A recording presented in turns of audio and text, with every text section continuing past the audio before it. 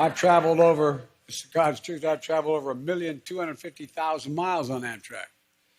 Everybody thought that, anyway, because I went home every single night after my wife and daughter were killed because I couldn't afford a home in Delaware and in Washington.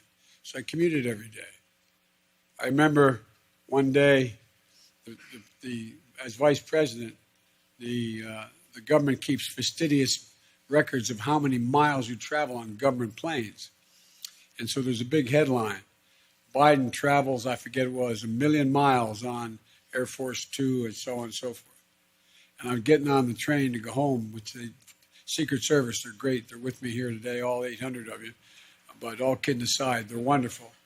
And I was getting on the train because they didn't like me getting on the train, Congressman, because it's more dangerous circumstance. You can stop people, things on tracks, etc.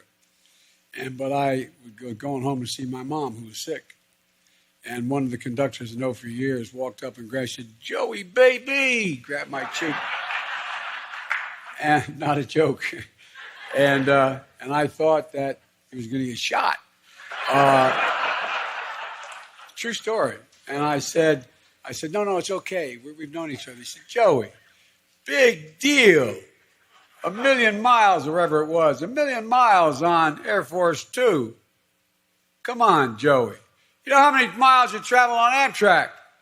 I said, "No, Angie, I don't know how many miles." He said, we calculated it at the retirement dinner.